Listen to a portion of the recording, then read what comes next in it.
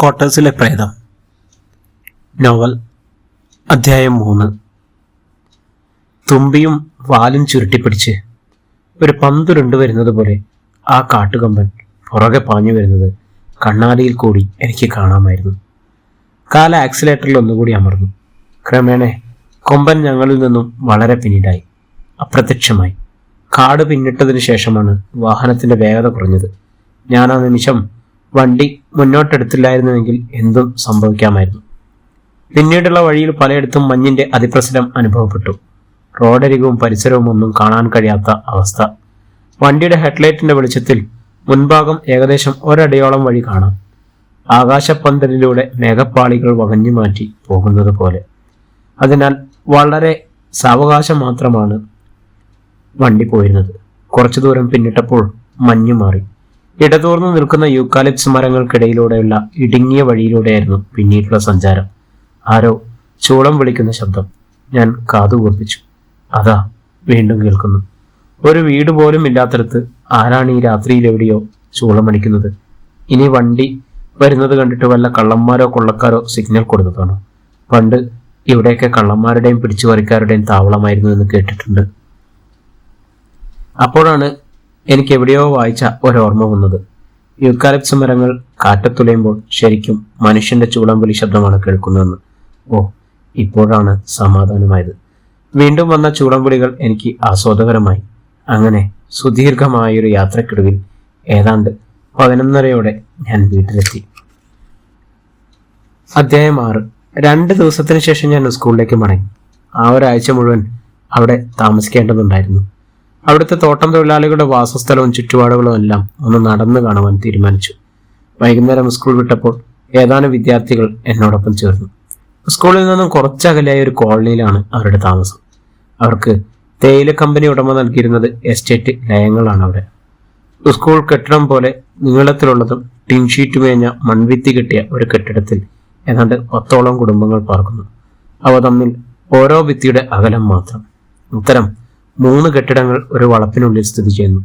ടോയ്ലറ്റും യൂറിനലും പൊതുവായി ഉപയോഗിക്കത്തക്ക വിധത്തിൽ 2 മാത്രം. അവർക്ക് പിന്നെ അത്ര എണ്ണം പോലും ആവശ്യമില്ല. കാരണം ശുചിമുറി ഉണ്ടെങ്കിലും പൊതുസ്ഥലത്താണ് അവർ കാര്യം സാധിക്കുക. അവരുടെ അടുക്കളയും പരിസരവും വളരെ വൃത്തിയായി സൂക്ഷിച്ചിരിക്കുന്നു. ആ ലയങ്ങളിലെ കുടുംബിനികളാണെന്ന് തോന്നുന്നു. തലയിൽ വിറകുകെട്ടുകളുമായി അങ്ങോട്ട് വന്നു. തോട്ടത്തിൽ നിന്ന് 2 ദിവസത്തേക്കുള്ള വിറക് ശേഖരിച്ച് വരികയാണ്. അവർക്ക് ഇനിയുള്ള സമയം വളരെ തിരക്ക് പിടിച്ചതാണ്. വൈകിട്ട് കുട്ടികൾക്കുള്ള ചായ ഉണ്ടാക്കണം, അത്താഴം തയ്യാറാക്കണം, കൊണ്ടുവന്ന വിറക് വെട്ടിക്കുറുക, അങ്ങനെ പലതും. പക്ഷേ ജോലി മാത്രം ആഴ്ചകൾ കൂടുമ്പോഴാണെന്ന് തോന്നുന്നു. കുളി. ഏലപ്പടിയിലെ ശീതീകരിച്ച കാലാവസ്ഥയിൽ ശരീരം വേർക്കുന്നില്ല. അതിനാലാവണം അവർ കുളിക്കുന്നത് വല്ലപ്പോഴും മാത്രമായത്. അക്കാരണത്താലാവാം അവരിൽ 99% ആളുകളും കാക്കക്കുയിലിന്റെ നിറമാണ്. കോളനിയിലേക്കും സ്കൂളിലും മധ്യത്തിനുമായി ഒരു ക്രിസ്ത്യൻ പള്ളിയാണ് സ്ഥിതി ചെയ്യുന്നത്. ആ പ്രദേശത്തുള്ളതിൽ ഏറ്റവും വലിയ കോൺക്രീറ്റ് കെട്ടിടം അതാണ്. പള്ളിയും സെമിത്തേരിയും ഒരു മൊട്ടക്കുന്നിലാണ് നിലകൊള്ളുന്നത്. അതിനാൽ സ്കൂളിൽ നിന്നും കോളനി നോക്കിയാൽ കോളനി കാണുവാൻ സാധിക്കില്ല. പള്ളി മുറ്റത്ത് കൂടി സ്കൂളിലേക്ക് കടക്കാമെന്ന് കരുതി അതുവഴി നടന്നു. എന്നോടൊപ്പം കൂടിയ കുട്ടികൾ അവരുടെ ലയങ്ങളിലേക്ക് പോയി. പള്ളിയിൽ ഇപ്പോൾ ആരുമില്ലെന്ന് തോന്നുന്നു. പള്ളിമേടയുടെ പിൻഭാഗത്തായി പള്ളിയോട് ചേർന്ന് കരിങ്കൽ ഭിത്തി കെട്ടിയ ഒരു ഒറ്റമുറി കെട്ടിടം. അതിന് ഏറെ പഴക്കം തോന്നിച്ചു. ഒരു വശത്ത് ഭിത്തി പൊട്ടിപ്പൊളിഞ്ഞ് ഏതാനും കല്ലുകൾ ഇളകി കിടക്കുന്നു. തീർത്തും ജീർണിച്ച് സങ്കീർണത നിഴലിക്കുന്നു. പേടിപ്പെടുത്തുന്ന നിശബ്ദത. എന്തൊക്കെയോ ദുരൂഹതകൾ വിളിച്ചറിയിക്കുന്നു. എന്റെ പാദപതനം കേട്ടിട്ടാവാം അതിനുള്ളിൽ ഘോരമായ ഇരുട്ടിൽ നിന്നും കാറ്റിന്റെ ചൂളം വിളി പോലെ ഒരു ഹുങ്കാരവും ചിറകടിയൊച്ചയും. 3-4 നരിച്ചീരുകൾ അതിനുള്ളിൽ നിന്നും കരഞ്ഞുകൊണ്ട് വെളിയിലേക്ക് പറന്നു. ഞാൻ തിരിഞ്ഞു നോക്കാതെ അതിവേഗം ക്വാർട്ടേഴ്സിലേക്ക് നടന്നു. അല്ല, ഓടുകയായിരുന്നു എന്ന് വേണമെങ്കിൽ പറയാം. ആ കരിങ്കൽ ഭിത്തിയുടെ ഉള്ളറകൾ പുറം ലോകം അറിയാത്ത എന്തോ സത്യം ഒളിഞ്ഞു കിടക്കുന്നുണ്ട്, അഥവാ കുഴിച്ചു മൂടപ്പെട്ടിരിക്കുന്നു. എന്തായിരിക്കും അത്? അകലെയുള്ള പാറക്കെട്ടുകളിലും തേയിലച്ചെടികളും സന്ധ്യ കുങ്കുമം വിതറിയിരിക്കുന്നു. മുത്തശ്ശി പറയും പോലെ ദൈവം പാല് കുടിക്കുന്ന സമയമായിരിക്കും. സമസ്ത ജീവജാലങ്ങളും പകലിന്റെ തിരക്കിൽ നിന്നും വേർപെട്ട് പ്രാർത്ഥനാനിരതരായി രാവിനെ വരവേൽക്കുന്ന സമയം. പകൽ സർവ്വവസ്ത്രാലങ്കാരമായിരിക്കുന്നവർ നിശയുടെ മറവിൽ വിവസ്ത്രരായി നിൽക്കുന്നു. തമസിനെ മാത്രം ധരിക്കുവാൻ തിടുക്കം കൂട്ടുന്നു. അതുകൊണ്ടിട്ടാവാം മാനത്ത് താരങ്ങൾ ലജ്ജാവിവശരായി കണ്ണു ചിമ്മുന്നത്. രാത്രി ഉറക്കം കൺപോണകളിൽ എത്തി നോക്കിയത് കൂടി ഉണ്ടായിരുന്നില്ല. ഉത്തരം കിട്ടാത്ത പല ചോദ്യങ്ങളും എന്നെ അലട്ടിക്കൊണ്ടിരിക്കുന്നു. ഞാൻ തിരിഞ്ഞും മറിഞ്ഞും കിടന്നു. അപ്പോഴാണ് കഴിഞ്ഞ ദിവസം തനിക്ക് അവിടെ ലഭിച്ച ഫ്രണ്ടിനെ കുറിച്ച് ഓർത്തത്. അന്നത്തെ പ്രേതം സന്ധ്യ. ഇന്നും അവൾ വരുമോ? എന്റെ പ്രതീക്ഷ വിദൂരമായിരുന്നില്ല. അവൾ വീണ്ടും വന്നു. ജനാലയിൽ മൃദുവായി തട്ടുന്ന ശബ്ദം. പുറത്ത് നിലാവ് വർണ്ണങ്ങൾ ചാലിച്ചിരിക്കുന്നു. അങ്ങ് അകലെ നിന്നെണ്ണവണ്ണം നേർത്ത വരത്ത ശബ്ദം ഒഴുകി വരുന്നുണ്ട്. വരുന്നോ എൻ്റെ കൂടെ പുറത്തേക്ക്? എന്തിന്? വെറുതെ സംസാരിക്കാൻ. അതിന് ഞാൻ നിന്നെ ഇതുവരെ കണ്ടിട്ടില്ലല്ലോ. എന്നെ കണ്ടാ ഭയം തോന്നുമോ? അത് കണ്ടാലല്ലേ അറിയൂ. എൻ്റെ യഥാർത്ഥ രൂപം നിന്നെ ഭയപ്പെടുത്തും. അതിനാൽ നിനക്ക് വേണ്ടി ഞാൻ രൂപമാറ്റം സ്വീകരിക്കാം. അത് കൊള്ളാം. എങ്കിൽ നീ ഒരു സുന്ദരി കുട്ടിയായി വരൂ. അങ്ങനെ നിന്റെ രൂപം എൻ്റെ കണ്ണുകൾക്ക് ആനന്ദം പകരുമല്ലോ. ശരി, ഇതാ നോക്കൂ. പെടുന്നനെ പൊട്ടിമുളച്ചതുപോലെ ജനാലയ്ക്കെതിര ഒരു പെൺകുട്ടി പുറംതിരിഞ്ഞു നിൽക്കുന്നു. ഒറ്റ നോട്ടത്തിൽ കാൽമുട്ട് വരെ ഇടതൂർന്നു കിടക്കുന്ന നീണ്ട കേശഭാരം. അരക്കെട്ടിൽ ഒതുങ്ങുന്ന കരവിരുതുള്ള ഒരു ശില്പകാരൻ തീർത്ത ആകാര സൗഷ്ഠം പൂണ്ട വെണ്ണക്കൽ പ്രതിമ പോലെ അവളിൽ നിന്നും തിളങ്ങി. ഇറങ്ങി വരും, അവൾ വീണ്ടും വിളിച്ചു. പിന്നെ എനിക്ക് അവളുടെ ക്ഷണം നിരസിക്കാൻ കഴിഞ്ഞില്ല. സാവധാനം എണീറ്റ് കമ്പിളി നന്നായി പുതച്ചുകൊണ്ട് മെല്ലെ ചെന്ന് വാതിൽ തുറന്നു. നിലാവ് പകരുന്ന കുളിന് പുറമെ മഞ്ഞും. എന്തൊരു തണുപ്പ്! എന്നാലും ഞാൻ അറിയാതെ പുറത്തേക്ക് ചൂടുകൾ വെച്ചു. അപ്പോൾ പാരിജാതത്തിന്റെ ഹൃദ്യമായ ഗന്ധം നാസനന്ത്രങ്ങളിൽ അടിച്ചു. ഇവിടെങ്ങും പാരിജാതമില്ലല്ലോ. പിന്നെങ്ങനെ ഇത്? ഓ, അകലെ നിന്നെങ്ങാനും കാറ്റിൽ വന്നതാവും. എന്താണ് നീ ആലോചിക്കുന്നത്? അവളുടെ ശബ്ദം. ഒന്നുമില്ല പറഞ്ഞുകൊണ്ട് ഞാൻ അവളെ നോക്കി. എന്നിൽ നിന്നും തല്ല അകലത്തിലാണ് അവളുടെ നിൽപ്പ്. മുഖം വ്യക്തമായി കാണുവാൻ സാധിക്കുന്നില്ല. കാറ്റിൽ അവളുടെ വസ്ത്രാഞ്ചലം താളാനുസൃതമായി പാറിക്കളിക്കുന്നു. മുടിയിഴകൾ മുഖത്തെ മറയ്ക്കുന്നു. പനങ്കുല പോലത്തെ മുടി പാറിപ്പറക്കുന്നു. അവൾ ഒന്ന് രണ്ടടി കൂടി മുന്നോട്ട് വെച്ചപ്പോൾ കാൽ ചിലങ്കകൾ കിളുങ്ങി. തണുപ്പ് കൊണ്ട് നിൽക്കാൻ വയ്യ. നമുക്ക് ഇവിടെ ഇരിക്കാം, ഞാൻ പറഞ്ഞു. വേണ്ട, നീ ഇരുന്നു, ഞാനിവിടെ നിന്നോളാം. അവൾ ഇരുന്നില്ല. എന്നിൽ നിന്നും നിശ്ചിത അകലം പാലിച്ച് അവൾ നിന്നു. നിനക്കെന്താണ് പറയാനുള്ളത്? വേഗം പറയും. എനിക്ക് കൊടും തണുപ്പ് സഹിക്കാൻ വയ്യ. നീ എത്രയും വേഗം ഇവിടം വിട്ടു പോകണം. കാരണം ഒരു അപകടം ഒഴിവാക്കാൻ. എന്തപകടം? എനിക്ക് മനസ്സിലാകുന്നില്ല. അതിനെക്കുറിച്ച് കൂടുതൽ അറിയാൻ ശ്രമിക്കണ്ട. പോകുന്നതാണ് നല്ലത്. അതൊരു ഭീഷണിയോ മുന്നറിയിപ്പോ ആണെന്ന് തോന്നി.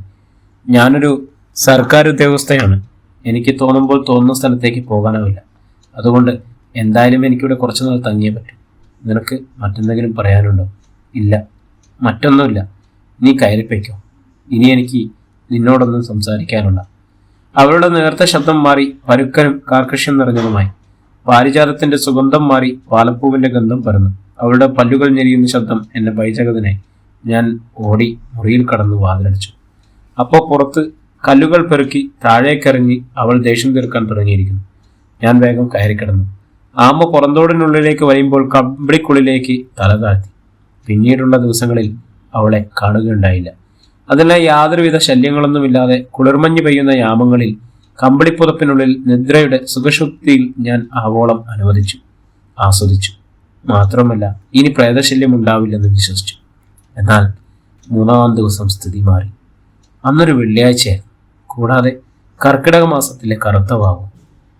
പരേതാത്മാക്കളെല്ലാം അവരുടെ കല്ലറ വിട്ട് യഥേഷ്ടം വിഹരിക്കുന്നതിന് ത്രിസന്ധ്യയോടെ അതേ രാവും പകലും ഇണചേരും സമയത്ത് ഏലപ്പാടിയുടെ നെറുകയെന്ന് തോന്നുന്ന 2 പാറക്കെട്ടുകൾക്ക് വിടവിലൂടെ പതിവിലും കട്ടിയായ മഞ്ഞിന്റെ അഭൗമമായ പ്രവാഹം തന്നെ ആ താഴ്വാരയാകെ ഗാഠലിംഗനം ചെയ്തു.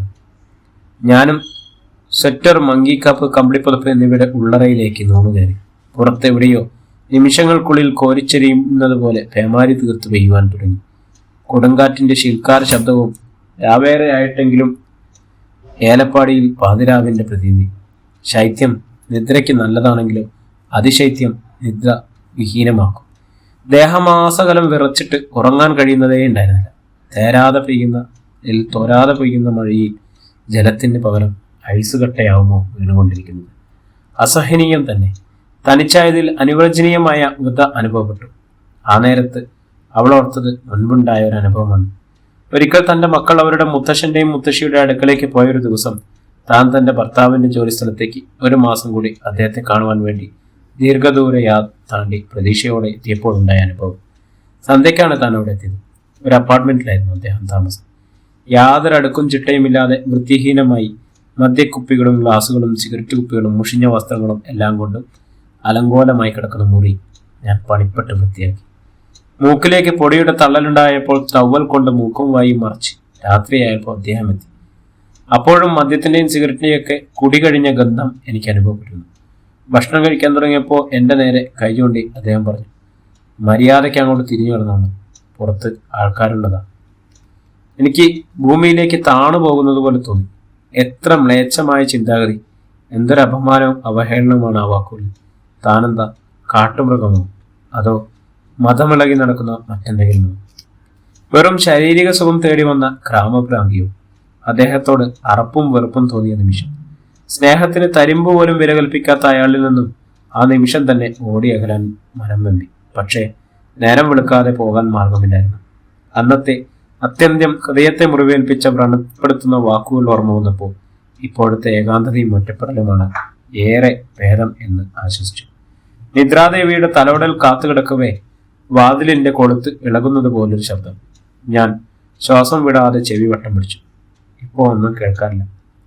എന്നാൽ തൊട്ടടുത്ത നിമിഷം ദിഗന്ധങ്ങൾ നടുങ്ങുമാർ ഒരലർച്ച.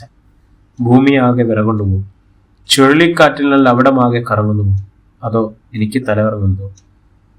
അല്ല, വീണ്ടും അലർച്ചയോടൊപ്പം ആരുടെയോ ദീനമായ നിലവിളിയും കേൾക്കാം. അലർച്ചയുടെ മുഴക്കം താഴ്വാരയിലാകെ പ്രതിധ്വനിക്കുന്നു. ഘോരമായ ഇടിമിന്നലും മുഴക്കവും തൊട്ടടുത്തെവിടെയോ ഒരു വെള്ളിരി വിട്ടു. ശരീരമാകെ ഷോക്കടിച്ചതുപോലെ എന്തൊക്കെയോ വെട്ടിക്കീറുന്നു, ഉരുണ്ടു വീഴുന്നു. എന്താണിത്? വാനം താഴേക്ക് നിലപതിക്കുന്നു. പേടിച്ചു വിറച്ച് ഞാൻ കണ്ണു തുറന്നു. കണ്ണഞ്ചിപ്പിക്കുന്ന പ്രകാശ വിസ്ഫോടനം. ഞാൻ ഞെട്ടിത്തെറിച്ചുപോയി. പുറത്ത് നോക്കി നിൽക്കെ ഉയരം കൂടിക്കൊണ്ടിരിക്കുന്ന ഒരു സുന്ദരി രൂപം. വെള്ളസാരി ധരിച്ച ആ രൂപം അതാ ഞെടിയിടയിൽ ആകാശം മുട്ടെ വളർന്നു കഴിഞ്ഞിരിക്കുന്നു. അവരുടെ പാദങ്ങൾ അക്കരെയുള്ള പാറക്കെട്ടുകൾക്ക് മുകളിലേക്ക് വെച്ചു. അവ രണ്ടും താഴ്ന്ന് വലിയ രണ്ട് ഗർത്തങ്ങളായി. ആരോ വലിച്ചെറിഞ്ഞതുപോലെ ഞാൻ കട്ടിലിൽ നിന്നും തെറിച്ച് മുറിയുടെ മൂലയിലേക്ക് ചെന്നു വീണു. സെമിത്തേരിയുടെ പല ഭാഗത്തായി നിന്നിരുന്ന യൂക്കാലിപ്സ് മരങ്ങൾ വായുവിൽ പറക്കുന്നു. എല്ലാം അവൾ ചുഴറ്റി എറിയുകയാണ്. അവയുടെ ശിഖരങ്ങളിൽ ചേക്കേറിയുന്ന വലിയ പറയന്മാരുടെ ജീവൻ കൊണ്ടും എങ്ങോട്ടെന്നില്ലാതെ പറന്നകന്നു. അകലെ കാലൻ കോഴികൾ കൂവുകയും മൂങ്ങുകൾ കുറുകുകയും ചെയ്തു. താഴെ കാവൽ മഠത്തിലെ നായ്ക്കൾ നിർത്താതെ ഓരിയിടുകയും മോങ്ങുകയും ചെയ്യുന്നുണ്ടായിരുന്നു. വൃക്ഷലതാദികൾ കൊടുങ്കാറ്റിൽ പെട്ടതുപോലെ ആടിയുരഞ്ഞു. പേടിച്ചറിഞ്ഞ പൂച്ചക്കുട്ടിയെ പോലെ ശ്വാസമടക്കി ഞാൻ അവിടെ ആ മൂലയിൽ തന്നെ കിടന്ന് സ്വപ്നത്തിലെന്ന വണ്ണം എല്ലാം കാണുകയായിരുന്നു. അവൾ വീണ്ടും വീണ്ടും ഘോരമായി അലറി. അവളുടെ അലറിച്ചയിൽ ആ ഗ്രാമമാകെ വിറച്ചു നിന്നു. മറ്റു ശബ്ദങ്ങളെല്ലാം ഒറ്റ നിമിഷം കൊണ്ട് നിലച്ചു. പാറക്കെട്ടുകൾ പൊട്ടിപ്പിളർന്ന് താഴേക്കുരുണ്ടു. അലറിക്കൊണ്ടവൾ ബീഭത്സമായ ചിരിയോടെ ഒരു പാവക്കുട്ടിയെടുക്കുന്നത് പോലെ കാൽച്ചുവട്ടിൽ നിന്നും എന്തോ പൊക്കിയെടുത്തു. താൻ കണ്ണുകൾ മലർന്ന് തുറന്നു നോക്കി. അതൊരു മനുഷ്യ ശരീരമായിരുന്നു. അത് കുതറുകയും പിടയുകയും ചെയ്യുന്നുണ്ടായിരുന്നു. ആ ശരീരം കയ്യിൽ പിടിച്ച് അവളൊന്ന് വട്ടം കറക്കി. ഓ, ഇപ്പോഴവളുണ്ട് അവളുടെ മുഖം കണ്ടത്. ഡ്രാക്കുളയുടേതിനേക്കാൾ ഭീകരമായ ദംശകൾ. കഴുത്തറ്റം നീണ്ട് രക്താഭിഷ്ടമായ ആവ് തൂങ്ങിക്കിടക്കുന്നു. മുടിക്കും ഒരേ നിറം. മുടി പാറിപ്പറന്ന് കണ്ണങ്കാലിനെ തൊട്ടുരുമുന്നു. കൈനകങ്ങൾ നീണ്ട് കൂർത്ത് കാൽമുട്ടുവരെ തൂങ്ങിക്കിടക്കുന്നു. തികച്ചും ബീഭത്സം തന്നെ. ഒരു നിമിഷം അവൾ നിന്ന് കിതച്ചു. എന്നിട്ട് കയ്യിലിരിക്കുന്ന മനുഷ്യന്റെ തല പറിച്ചെടുത്ത് വട്ടം കറക്കി അതിന്റെ മുഖത്തേക്ക് കാറിത്തുപ്പി ദൂരേക്കറിഞ്ഞു. പിന്നെ ആ ഉടൽ രണ്ടായി പിളർന്ന് അവളുടെ രക്തദാഹിയായ നാവും ദഷ്ടകളും അതിന്റെ നെഞ്ചിക്കൂട്ടിലേക്ക് ആഴ്ത്തി. അതിലെ രക്തം മുഴുവൻ ഊറ്റി കുടിച്ച് ആ ഹൃദയം പറിച്ചെടുത്ത് ആർത്തട്ടഹസിച്ചുകൊണ്ട് വിദൂരതയിലേക്ക് എവിടേക്കോ വലിച്ചെറിഞ്ഞു. അവളുടെ രൗദ്ര നയനങ്ങൾ കൊണ്ട് രണ്ട് അഗ്നികോളങ്ങളായി മാറി. അതിൽ നിന്ന് വമിച്ച ജ്വാലകൾ ശേഷിച്ച മാംസത്തുണ്ടുകൾ കത്തിക്കരിഞ്ഞ് ചാരമായി മാറി. അതിൽ ചവിട്ടി അവൾ താണ്ഡന നൃത്തമാടി. താരകാസുരവധം നടത്തി ആനന്ദ നൃത്തമാടിയ ഭദ്രകാളിയെ പോലെ. അവളുടെ നിർത്താതെയുള്ള ചിരിയുടെ അലകൾ അശ്രീരി പോലെ ആകാശത്തിനും ഭൂമിക്കുമിടയിൽ നിറഞ്ഞു നിന്നു. ക്രമേണ പൊട്ടിച്ചിരി നിലച്ചു. അവളുടെ ശരീരം ചെറുതായി മാനത്തു നിന്നും താണ് ഒരു സാധാരണ മനുഷ്യന്റെ അത്രയുമായി. അപ്പോൾ എല്ലാം ശാന്തമായതുപോലെ. ഞാനൊന്ന് ദീർഘമായി നിശ്വസിച്ചു. അപ്പോഴതാ അവളിൽ നിന്നും മധുരമൂറുന്ന ഒരു ഗാനം അന്തർഗ്രഹമായി ഒഴുകി വരുന്നു. രാവുകൾ തോറും മലയുകയാണ് ഞാൻ. അകലങ്ങൾ തോറും കടലല പോലെ താഴ്വാരമാകെ നിലാവിൽ കുളിക്കിലെ രക്തരാഹത്താൽ ഉടറുകയാണ് ഞാൻ. ഇവിടെ വരൂ എൻ ചാരത്തണിയും. ചുടനിണമെനിയാനായി ചൊരിയുക വേഗം, ചുടുനിണമെനിക്കായി ചൊരിയുക വേഗം. അവളുടെ ഗാനം ആ താഴ്വാരയിലാകെ നിശബ്ദതമാക്കി. പിന്നീട് ഒരു പുകപടലം പോലെ അവൾ എവിടേക്കോ അപ്രത്യക്ഷമായി.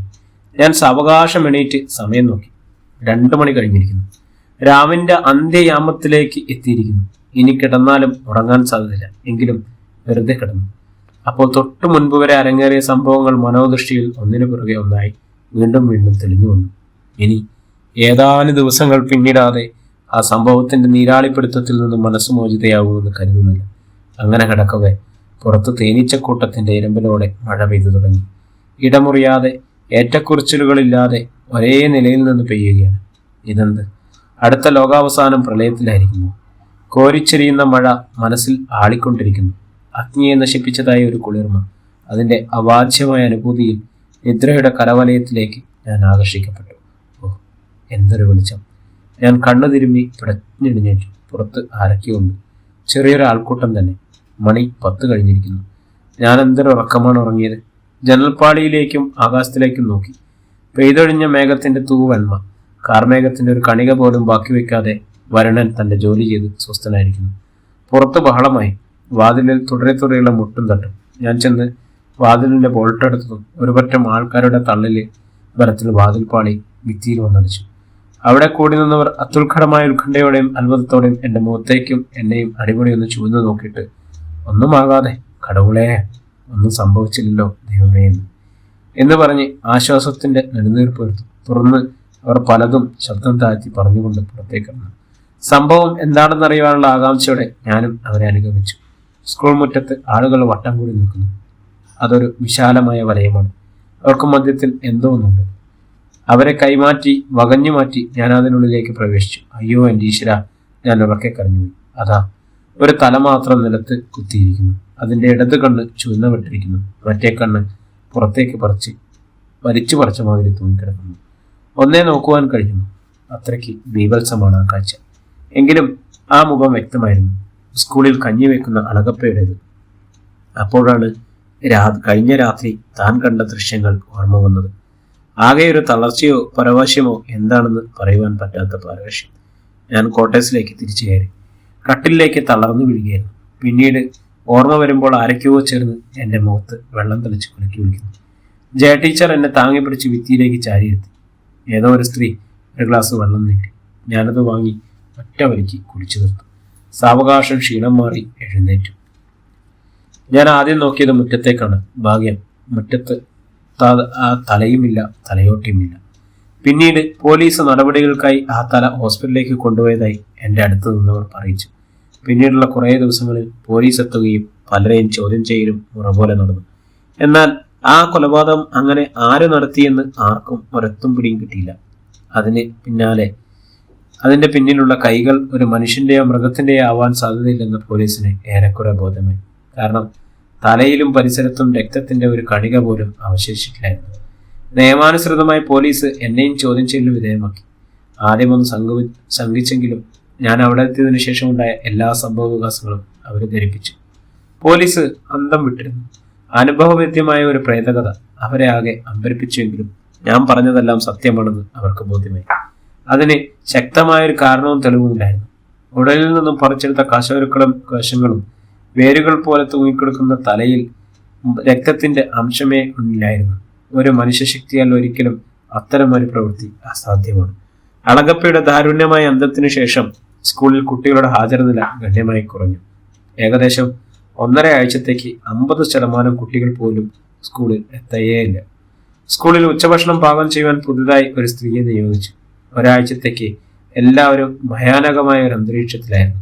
ഏലപ്പാടി ഗ്രാമത്തിലുള്ള കടകളെല്ലാം വൈകിട്ട് 5 മണിയോടെ അടയ്ക്കുകയും സന്ധ്യയ്ക്ക് ശേഷം ഒരു മനുഷ്യജീവി പോലും വീടിന് വെളിയിൽ ഇറങ്ങാതെയുമായി. ഗ്രാമത്തിന്റെ ഉൾത്തടങ്ങളിൽ സദാസമയവും ഭീകരതയുടെ ഒരു നിഴൽ ഫലം വിരിച്ചു നിന്നു. ഹിന്ദി അധ്യാപികയായ രാജേശ്വരി ടീച്ചർ ഒരു ദിവസം എന്നോട് പറഞ്ഞു, ടീച്ചറെ, ഇത്തരം ഒരു പ്രത്യേക സാഹചര്യത്തിൽ ടീച്ചർ തനിച്ചവിടെ താമസിച്ച് അനിഷ്ട സംഭവം വല്ലതും ഉണ്ടായാൽ അതുകൊണ്ട് ഇന്ന് വൈകിട്ട് ഞാൻ കൂടി ഇങ്ങോട്ട് വരികയാണ്. അപ്പോൾ ടീച്ചറുടെ വീട്ടിൽ കുട്ടികളും ഭർത്താവും മാത്രമല്ലേ? അതുകൊണ്ട് വേണ്ട, എനിക്ക് പേടിയൊന്നുമില്ല. പിന്നെന്താ? ഇല്ല ടീച്ചർ വരണ്ട എന്ന് പറഞ്ഞാലും ഇന്ന് ഞാൻ ടീച്ചറുടെ കൂടെ അവിടെ താമസിക്കും. ഇടയ്ക്കൊക്കെ 1-2 ദിവസം ഞാൻ വീട്ടിലില്ലെങ്കിലും അവിടെ ഒന്നും സംഭവിക്കില്ല. ഇത്രയും പറഞ്ഞ് ടീച്ചർ വീട്ടിലേക്ക് പോയി. അല്പസമയത്തിനകം തിരിച്ചു വന്നു. അന്ന് സന്ധ്യയോടെ തണുപ്പും മഞ്ഞും ഇടപിരിയാതെ തീവ്രതയിലേക്ക് അവിടേക്ക് ചേക്കേറി. ഞങ്ങൾ രണ്ടുപേരും കമ്പിളി വസ്ത്രത്തിനുള്ളിൽ പൂപ്പകളായി മാറി. മുഖം മാത്രം പുറത്ത് കാണാമായിരുന്നു. അല്ലെങ്കിലും ഞങ്ങൾ രണ്ട് മനുഷ്യജീവികളാണെന്ന് ആർക്കും തിരിച്ചറിയാൻ സാധിക്കുമായിരുന്നില്ല. ഞങ്ങൾ പലതും സംസാരിച്ചിരിക്കുകയാണ് ഞാൻ മുൻപൊരിക്കൽ കണ്ടതുപോലെ ഒരു രൂപം മഞ്ഞിൽ കൂടി നടന്നു പോകുന്നത് കണ്ടത്. ഇത്തവണ അത് താഴ്വാരയിൽ നിന്നും സ്കൂൾ മുറ്റത്തേക്ക് കയറുകയായിരുന്നു. അതിനാൽ ആ സ്ത്രീ കൂടുതൽ വ്യക്തമായി കൊണ്ടിരിക്കുന്നു. ഏറെ പ്രായമൊന്നുമില്ലാത്ത, ഏറിയാൽ 30 വയസ്സ് പ്രായം വരുന്ന ഒരു സ്ത്രീ. ഏലപ്പടി ഗ്രാമത്തിൽ ആരും വീട് വിട്ട് വെളിയിൽ വരാത്ത ഈ നേരത്ത് ഒരു പെണ്ണ് തനിച്ച് പുറത്ത് അലഞ്ഞു തിരിയുക കണ്ടിട്ട് ഒരു ഭ്രാന്തിയുടെ ലക്ഷണം. പാറിപ്പറന്ന് കെട്ടുപിണഞ്ഞു കിടക്കുന്ന ചപ്രത്തലമുടിയുടെ കിടപ്പിൽ മുഖത്തിൽ പകുതി ഭാഗം മൂടപ്പെട്ടിരിക്കുന്നു. കയ്യിൽ ഒരു വടിയുണ്ട്. ആകെ കീറിപ്പറഞ്ഞ വേഷം. അവൾ നിലത്തെന്തൊക്കെയോ പരതുകയും കയ്യിൽ കിട്ടുന്ന ചെറിയ കല്ലുകൾ താഴേക്കെറിയുകയും ചെയ്യുന്നു. കൂടാതെ എന്തൊക്കെയോ പിറുപിറുക്കുകയും ഇടയ്ക്ക് പൊട്ടിച്ചിരിക്കുകയും പിന്നീട് കരച്ചിലായി പരിണമിക്കുകയും ചെയ്യുന്നു. എന്താണിത് എന്ന ചോദ്യത്തിൽ ഞാൻ രാജേശ്വരിയെ നോക്കി. ടീച്ചർക്ക് യാതൊരു ഭാവബോധ്യവും ഉണ്ടായിരുന്നില്ല. കണ്ടുപഴകിയ ഒന്ന് വീണ്ടും അവളിലേക്ക് ശ്രദ്ധ തിരിച്ചു. അവൾ 2 കൈകൾ കൊണ്ട് തല ചൊറിയുകയും മാന്തുകയും മുടി വലിച്ചു പറിക്കുകയും ചെയ്തുകൊണ്ട് അവിടെ നിന്നും ഓടിപ്പോയി. അവൾ പോയി കഴിഞ്ഞപ്പോൾ ടീച്ചർ ആ ഭ്രാന്തി പെൺകുട്ടിയുടെ കഥ എന്നോട് ഗദ്ഗതത്തോടെ പറഞ്ഞു. അധ്യായം 7. ശ്രീലക്ഷ്മി. അതാണ് അവളുടെ പേര്. പേര് പോലെ തന്നെ ശ്രീത്വം തുളുമ്പുന്ന മുഖം, റോസാപ്പൂവിൻ്റെ നിറം, അരക്കെട്ടിനെ മറച്ചുകൊണ്ട് പുറം നിറഞ്ഞു കിടക്കുന്ന കറുത്തിരുണ്ട കേശഭാരം, സുറുമി എഴുതിയതുപോലെ തെളിവാർന്ന മിഴികൾ, അവയ്ക്ക് കൂടുതൽ അഴകേക്ക് നിൽക്കുന്ന നീണ്ടു വളഞ്ഞ പുരുകക്കൊടികൾ, താമരയിതൾ പോലെ മൃദുലമായ മേനി, അവയെല്ലാം അവളെ യഥാർത്ഥ സ്ത്രീതന്ത്രത്തിന്റെ മാതൃകയാക്കിയിരിക്കുന്നു. ഏലപ്പടി ഗ്രാമത്തിൽ ചെറുപ്പക്കാരുടെ ഉറക്കം കെടുത്തിയ ഓരോരുത്തരെയും സ്വന്തമാക്കണമെന്ന് ആഗ്രഹിച്ച ഒരു കൊച്ചു സുന്ദരി. സ്വഭാവത്തിലും പെരുമാറ്റത്തിലും അവൾ സൗമ്യത പുലർത്തിയിരുന്നു. സൗമിക് കർമ്മ, സൗമിക് വാക്ക്, സൗമിക് ദാനം എന്നിങ്ങനെ വിവക്ഷിക്കാം. എല്ലാ സ്വഭാവ മഹിമയുമുള്ള അവളെ ഏലപ്പടിക്കാരുടെ സ്വപ്നം തകർത്തുകൊണ്ട് അവൾക്ക് തീർത്തും അയോഗ്യനായ ഒരാൾ വിവാഹം ചെയ്തു. ഏലപ്പടി സ്കൂളിൽ അധ്യാപകനായി വന്ന സുധീന്ദ്രൻ മാഷ്. വിവാഹം കഴിഞ്ഞ് ഏതാനും ദിവസങ്ങൾക്കുള്ളിൽ തന്നെ ഒരു സത്യം ലക്ഷ്മി മനസ്സിലാക്കി. ഒരു സ്ത്രീക്കും ഉൾക്കൊള്ളാനാവാത്ത സ്വഭാവക്കാരനാണ് തനിക്ക് കിട്ടിയ ഭർത്താവ്. തികഞ്ഞ മദ്യപാനിയും ഒറ്റ ദിവസം കൊണ്ട് നിരവധി സിഗരറ്റ് പാക്കുകൾ കാലിയാക്കുകയും കഞ്ചാവടിക്കുന്നവനും സ്നേഹമോ യാതൊരുവിധ മാനുഷിക വികാരങ്ങളും ഇല്ലാതെ മൃഗീയത മുറ്റി നിൽക്കുന്ന മറ്റുള്ളവരെ ദുഃഖിപ്പിച്ച് അതിൽ സന്തോഷിക്കുന്ന, സ്നേഹത്തിന് പകരം സാന്തിസം നിറഞ്ഞു നിൽക്കുന്ന സാഡിസത്തിന്റെ മൂർത്തിഭാവം. സുധീന്ദ്രനുമൊത്തുള്ള ജീവിതം അവരുടെ സങ്കല്പങ്ങളെല്ലാം തകർത്തെറിഞ്ഞു. നിരാശയുടെ ഏകാന്തതയുടെയും ആഴങ്ങളിലേക്ക് തള്ളിവിട്ടു. ഒരിക്കൽ ലക്ഷ്മിയും കുട്ടി അയാൾ എറണാകുളത്ത് പോയി ഒരു ലോഡ്ജിൽ താമസിച്ചു. ആ വൈകുന്നേരമായപ്പോൾ അയാളുടെ സഹാധ്യാപനായ വിദ്യാദാസൻ അവിടെ വരികയും ലക്ഷ്മിയുടെ അടുത്ത് ആഭാസകരമായി പെരുമാറാൻ ശ്രമിക്കുകയും ചെയ്തു. അതിനെ അവൾ എതിർത്തപ്പോൾ സുധീന്ദ്രൻ അവളെ ആഞ്ഞു തൊഴിച്ചു. ഗർഭിണിയായിരുന്ന അവൾ അടിവയറ്റിൽ തൊഴിയേറ്റ് വേദനയോടെ കുഴഞ്ഞു വീണു. ആശുപത്രിയിലേക്ക് കൊണ്ടുപോകുന്നതിന് പകരം അവളെ ആ രാത്രി തന്നെ സുധീന്ദ്രൻ ഏലപ്പടിയിൽ കൊണ്ടുവന്ന് ഒറ്റയ്ക്കാക്കി തിരിച്ചുപോയി. അതിനുശേഷം അയാൾ അവിടേക്ക് തിരികെ വന്നതേയില്ല. പിറ്റേന്ന് രാവിലെ നാട്ടുകാരായ ചില നല്ല മനുഷ്യർ ആരൊക്കെയോ ചേർന്ന് അവളെ ആശുപത്രിയിൽ എത്തിച്ചു. എന്നാൽ അവിടെയും വിധി അവളെ വിടാതെ പിന്തുടർന്നു. ഗർഭസ്ഥ ശിശു പുറം ലോകം കാണും മുമ്പേ ചാപ്പിള്ളയായി മാറിയിരുന്നു. തികച്ചും ഏകാഗ്നിയും നിരാലംബയുമായ അവൾ വ്രതഭയായിരുന്നു. ആരോഗ്യവതിയും സുന്ദരിയുമായ അവൾ വെറും അസ്ഥിമഞ്ജരമായി മാറി. ഈ അവസ്ഥയിലാണ് അവളെ ആജീവനാന്തം ഭ്രാന്തിന്റെ കരാളഹസ്തങ്ങളിലേക്ക് പറഞ്ഞയച്ച വാർത്തയെത്തിയത്. സുധീന്ദ്രൻ ഏലപ്പാടിയിൽ നിന്ന് സ്ഥലം മാറിപ്പോയെന്നും അയാൾക്കൊരു വിവാഹപൂർവ്വ ബന്ധമുണ്ടായിരുന്നു, അതിൽ 2 മക്കളുമുണ്ടെന്ന്, ഇപ്പോൾ കാസർഗോഡ് എവിടെയാണെന്നും വാർത്ത. അപ്രിയവും അസഹനീയമായ ജീവിതം നിമിഷങ്ങൾക്ക് യുഗങ്ങളുടെ ദൈർഘ്യം നൽകി ഇഴഞ്ഞു നീങ്ങവേ ഇടിവെട്ടിവനെ പാമ്പ് കടിക്കുകൂടി ചെയ്തതുപോലെ ഈ വാർത്ത അവളുടെ തലച്ചോറിൽ 1000 മിന്നൽ പിണറുകൾ തീർത്തു. ബോധമണ്ഡലത്തിൽ നിന്നും പൂർണ്ണമായി വിഭ്രാന്തിയുടെ ലോകത്തേക്ക് കൂപ്പൂത്തിയ അവൾ പിന്നീടൊരിക്കലും സുബോധത്തിലേക്ക് മടങ്ങി വന്നില്ല. നാട്ടിലെ സ്ത്രീകൾ അവളെ സഹതാപത്തോടെ നോക്കി. ചില വികൃതി കുട്ടികൾ അവളെ കല്ലെടുത്തെറിഞ്ഞു. സ്ത്രീലമ്പടന്മാർ അവരുടെ കഴുകൻ കണ്ണുകൾ കൊണ്ട് അവളെ ഒഴിഞ്ഞു. ലക്ഷ്മി ആ താഴ്വാരയിലും പരിസരത്തും അലഞ്ഞു തിരിയുന്നു. വല്ലപ്പോഴും മറ്റാർക്കെങ്കിലും ദയ തോന്നി എന്തെങ്കിലും നൽകിയാൽ അത് കഴിച്ചാണ് അവളുടെ ഇപ്പോഴത്തെ ജീവിതം. ചിലപ്പോഴൊക്കെ ഉച്ചഭക്ഷണ സമയത്ത് സ്കൂളിലെത്തും. കൊടുത്താൽ കൊല്ലത്തും കിട്ടുമെന്നാണല്ലോ. ചതിയന്മാരെ ദൈവം എന്തെങ്കിലും ശിക്ഷിക്കാതിരിക്കില്ല. സുധീന്ദ്രനെയും വെറുതെ വിട്ടില്ല. അവളെ ചതിച്ചു കടന്നു കളഞ്ഞ ആ നീചനെ ഏറെ താമസിക്കാതെ വിഷം തീണ്ടി. ആദ്യം കാൽമുട്ടിന് താഴെ വെച്ച് മുറിച്ചു മാറ്റി. പിന്നീട് ശരീരം തളർന്ന് മരുന്നിന്റെ ബലത്തിൽ കുറച്ചു കിടന്നു. അവസാനം നരകിച്ചാണ് മരിച്ചത്. രാജേശ്വരി ടീച്ചർ ലക്ഷ്മിയുടെ കഥ പറഞ്ഞു നിർത്തി. അധ്യായം 8. പിറ്റേന്ന് 7ാം ക്ലാസ്സിലെ ഒരു പെൺകുട്ടി എന്റെ ശ്രദ്ധയിൽപ്പെട്ടു.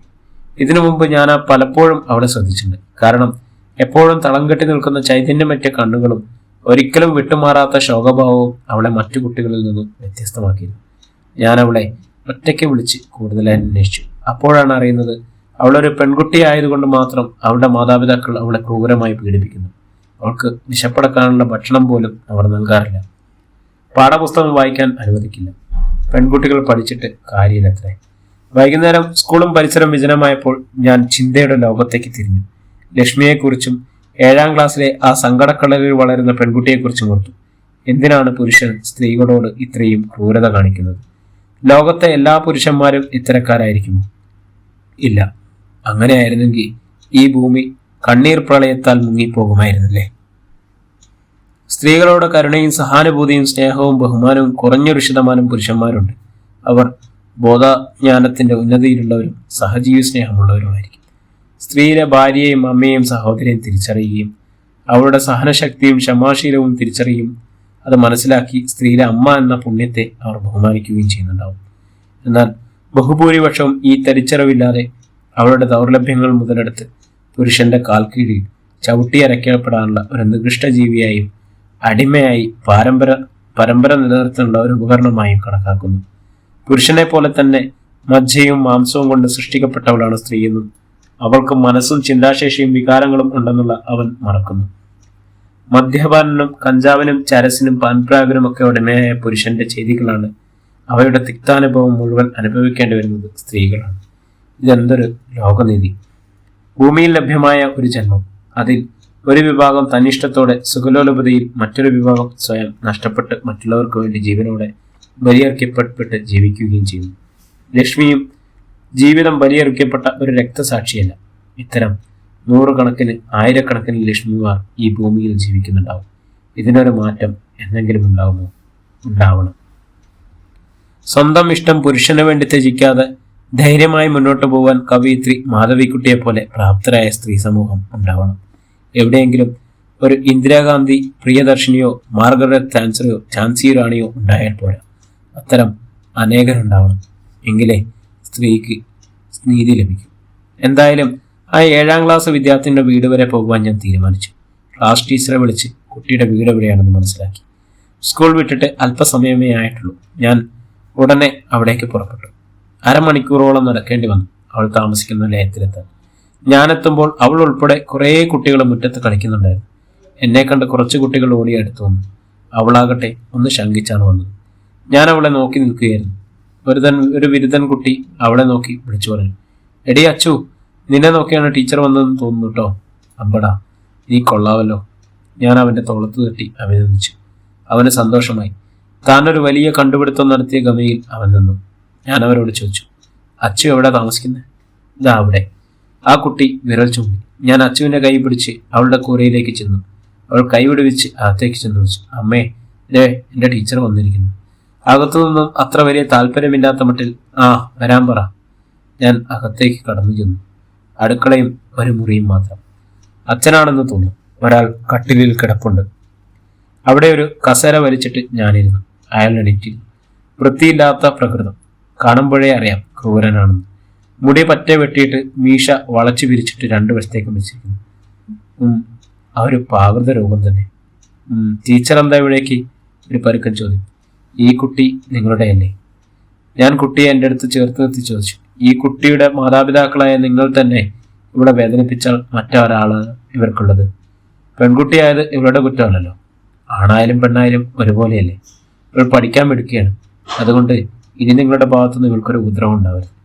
നിങ്ങളിവിടെ സ്നേഹിച്ച ഭാവിയിൽ നിങ്ങൾക്ക് തുണയായി ഇവളുണ്ടാവും. ഞാൻ ഒറ്റ ശ്വാസത്തിൽ പറഞ്ഞു. ഒരു സ്കൂൾ പ്രധാന അധ്യാപിക വന്ന് തന്നോട് ഇങ്ങനെ പറയുമെന്ന് അയാൾ പ്രതീക്ഷിച്ചില്ല. അയാളും ഭാര്യയും എന്നോട് സഭ്യമല്ലാത്ത പലതും പറഞ്ഞു. അവസാനം ഞാൻ അയാളെ വെളിയിലേക്ക് വിളിച്ചു വരുത്തി. കൂടുതൽ സൗമ്യമായും ക്ഷമയോടും പറഞ്ഞു, മനസ്സിലാക്കാൻ ശ്രമിക്കൂ. എന്നെ അപ്പോൾ എന്നോടുള്ള ദേഷ്യത്തിന് കുട്ടിയെ വലിച്ചു കൊണ്ടുവന്ന് അവൾക്കിട്ട് അടിക്കാൻ തുടങ്ങി. പിന്നെ എനിക്ക് പിടിച്ചു നിൽക്കാനായില്ല. ഞാൻ അയാളുടെ 2 കവിളത്തും മാറി മാറി പൊട്ടിച്ചു. അയാൾ താഴെ വീണു. മേലിൽ കുട്ടിയെ ഉപദ്രവിച്ചാൽ ഗോതമ്പുണ്ട തിന്നേണ്ടി വരുമെന്ന് ഞാൻ താക്കീത് നൽകി. കുട്ടിയെ സമാധാനിപ്പിച്ച് ഞാൻ മടങ്ങി. തിരികെ ക്വാർട്ടേഴ്സിലെത്തിയ ഞാൻ ഒരു ഉറച്ച തീരുമാനമെടുത്തു. എന്തായാലും അച്ചുവിന്റെ മാതാപിതാക്കളെ സ്കൂളിൽ വെച്ച് വിളിച്ചു വരുത്തി അവരെ നേർവഴിക്കാക്കണം. അധ്യായം 9. ഓ, ഞാനെന്തൊരു ഇരിപ്പാണിത്! സന്ധ്യ കനത്തതും ഇരുൾ പരന്നതും ഞാൻ അറിഞ്ഞിട്ടില്ല. ചിന്തകൾ കാട് കയറി തുടങ്ങിയിരിക്കുന്നു. പ്രിയമുള്ളവരെ, ഈ നോവൽ ഇവിടെ തുടരുകയാണ്.